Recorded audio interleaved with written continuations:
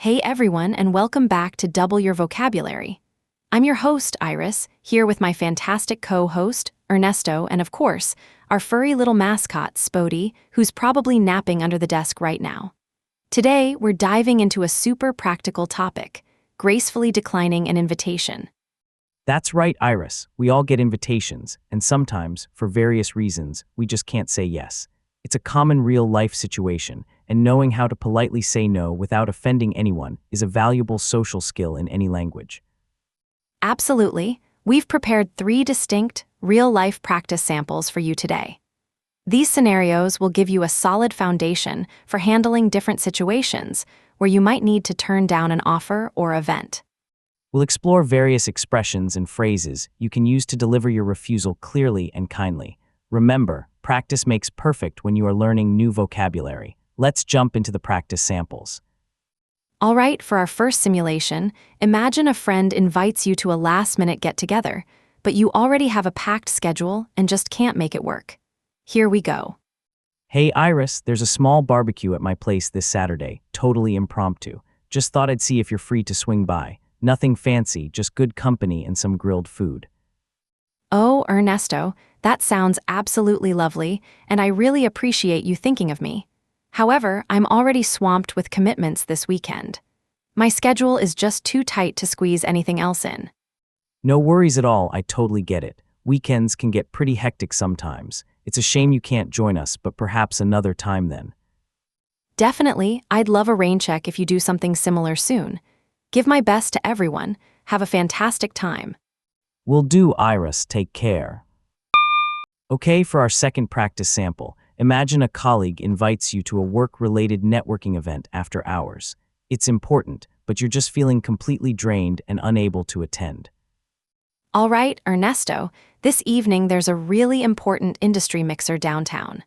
Are you free to come along? It's a great chance to meet some key people and unwind a bit after work. Thanks so much for the invitation, Iris. That's a very kind offer, and I understand its importance. Regrettably, I won't be able to make it this time. I've had a particularly demanding week, and I'm feeling quite overwhelmed. Oh, I'm sorry to hear that you're feeling overwhelmed. I completely understand. Please don't feel obligated. Your well-being comes first, always. Maybe I can give you a rundown of who I met later. I'd really appreciate that, Iris. Thank you for your understanding. I truly hate to miss out on such a good opportunity, but I just need to recharge this evening. Good luck with the networking. No problem, Ernesto. I'll keep you in the loop. Take care tonight. And now for our third and final practice sample in this segment. Let's say a neighbor invites you to an event that simply doesn't align with your personal interests, but you still want to be polite.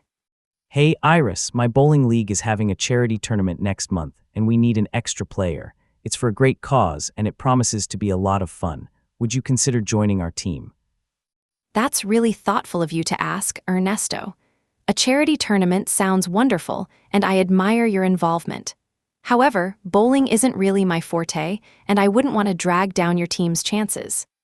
Oh, come on, it's all in good fun. No pressure at all. We just need an extra person to fill out the roster. It's more about participation than skill, honestly. I truly appreciate the encouragement, but I think it's best if I pass on this one. I'm just not very good at it, and I'd prefer to support the charity in another way, perhaps by making a donation. Thanks for thinking of me, though. Totally understand, Iris. No worries at all. A donation would be just as helpful. Thanks for considering it, and maybe we'll catch you at the next neighborhood potluck. Absolutely, I'll definitely be there. You have fun at the tournament. All right, so we just heard 3 different ways to decline an invitation. Let's break down some of those useful phrases. In the first simulation, I said I was swamped with commitments and my schedule is too tight to squeeze anything else in. Those are great, natural ways to explain you're busy without oversharing. Swamped means extremely busy, almost overwhelmed, and too tight to squeeze in clearly indicates no room for another activity. Exactly. I also mentioned wanting a rain check. That's a perfect expression when you can't make it to an event but genuinely want to participate at a later date. It shows interest for future plans. A rain check is definitely common and very polite. Moving to the second simulation, you heard me use regrettably. I won't be able to make it this time, and feeling quite overwhelmed. These convey a more formal but still empathetic tone. Regrettably shows a polite sense of sorrow or disappointment that you can't attend, which softens the refusal. And saying you're overwhelmed explains your energy levels without going into details.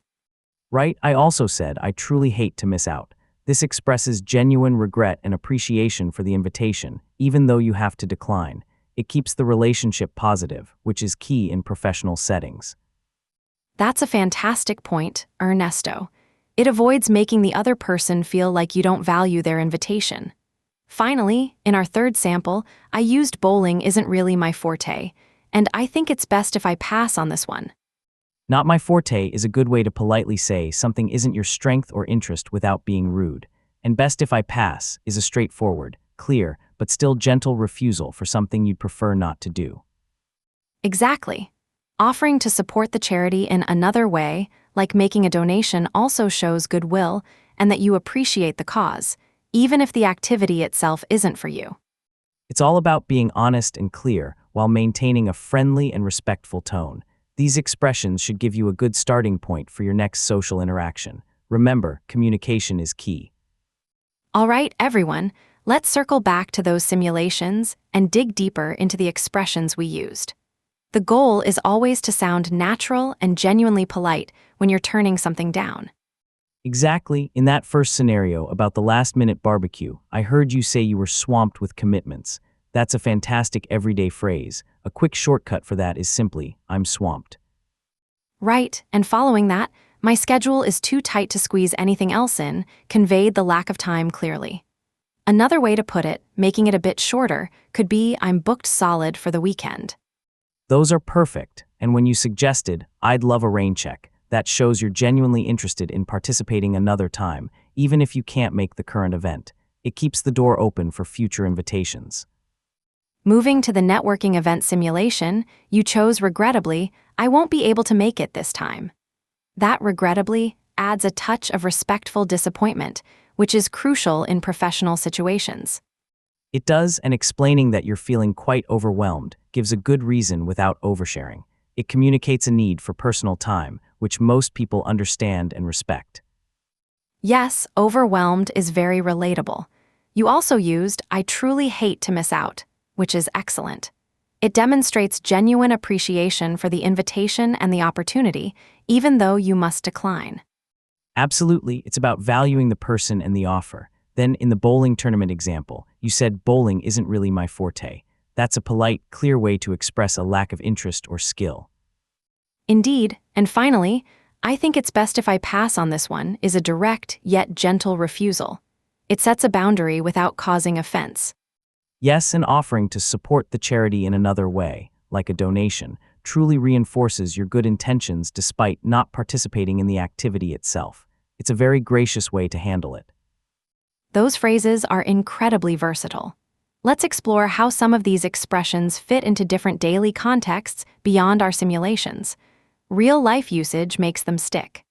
First, swamped. Imagine your boss asks you to take on another project, but your plate is already full. You could say, I'm a bit swamped with current tasks, so I might need to prioritize. Or with friends if just an extra errand. Hey, can you help me move this weekend? I'd love to, but I'm completely swamped with chores already. It perfectly explains being too busy. Excellent examples. Next, take a rain check. Say a friend asks you to go shopping, but you just finished a long day. You could say, I'm pretty tired. Can we take a rain check for that shopping trip? Or even in a slightly more professional scenario. If a colleague invites you to a casual lunch, thanks for the invite, but I've got a deadline. Could I take a rain check for next week? It's flexible. Moving on to overwhelmed. Perhaps a relative asks you to plan a big family event during a stressful period. You could respond, I'm feeling quite overwhelmed lately, so I can't take on planning right now. Or if someone adds to your responsibilities at home, another task, I'm already feeling overwhelmed with everything else on my plate. It's a clear signal you need to step back. Absolutely, our fourth phrase, hate to miss out. Picture a movie night with friends you genuinely enjoy. I know we always have a blast, and I hate to miss out, but I'm truly exhausted tonight. That's perfect. Or for a concert by your favorite band, the tickets sold out so fast, I hate to miss out on seeing them live, but I couldn't get one. It conveys strong disappointment. For our fifth and final phrase, pass on this one. Imagine your coworkers are ordering pizza for lunch, but you brought your own meal. Thanks, but I'm going to pass on the pizza this time. Simple and effective. Or if a friend suggests a new, adventurous sport you're not keen on, skydiving, I appreciate the thought, but I think I'll pass on that one. It's a polite refusal. Now let's talk about adjusting your tone. You can make your refusal sound more relaxed or more polite depending on the situation and who you're speaking with. It's all about word choice. Right, for instance, a relaxed way to say you're unavailable might be, I'm just too busy. But to sound more polite, you'd switch to something like, my schedule is quite tight, unfortunately. That's a great distinction. Similarly, with close friends, you might simply say, can't make it. But if it's a neighbor or a new acquaintance, regrettably, I won't be able to attend is much more appropriate. Definitely, or if an activity isn't your cup of tea. With buddies, you might say, that's not really my thing. For a more respectful response, especially to an older person, it isn't quite my forte works well. Perfect, and for a straightforward decline, a casual I'll skip it works in some circles. But for general courtesy, I think it's best if I pass shows more consideration. The key is always sincerity. Whether you're being relaxed or more polite, ensure your tone matches your words. People respond well to honesty, delivered kindly. Absolutely, these phrases help you communicate clearly and respectfully, keeping all your social and professional relationships positive. Good communication makes all the difference. All right, Ernesto, let's do some rapid-fire scenarios. I'll give you a situation, and you give us the best quick, polite decline. Ready? Ready when you are, Iris. Let's make these phrases stick. First up, a coworker asks you to lead a new, complex project, but you honestly feel you lack the specific skills for it. I appreciate the confidence, but I don't feel that's really my forte at the moment. Perfect. Next scenario. A good friend invites you to an intense all-day hike, but you're just not feeling up to such strenuous activity right now. That sounds like an amazing challenge, but I think I'm going to pass on that one. Maybe a shorter walk soon. Excellent. And for our last rapid fire. Your neighbor asks for help with a big home renovation this weekend, but you already have a packed schedule and really need a break. Oh, I'm so sorry, but I'm completely swamped this weekend and desperately need to catch up. I truly hate to miss out on helping. Those were spot on, Ernesto. Quick, clear, and always polite. Now, before we wrap up, let's do a super fast recap of our top 3 tips for polite refusal. First, be honest and specific, but without oversharing. A brief, truthful reason is always best. Second, use softening language like regrettably or unfortunately to convey respect and make your refusal gentler. And third, offer alternatives or a raincheck when you can. This keeps your relationship strong and shows genuine interest for a future time. Fantastic summary, Ernesto. And that brings us to the end of another episode of Double Your Vocabulary. Thank you so much for joining us and sharing your expertise today. It was my pleasure, Iris. Happy to help our listeners navigate these tricky conversations with confidence. To all our listeners, remember to practice these phrases in your daily life. They truly make a difference. Make sure to subscribe and hit the bell for more great English lessons. Keep practicing your American English, everyone. We'll catch you next time.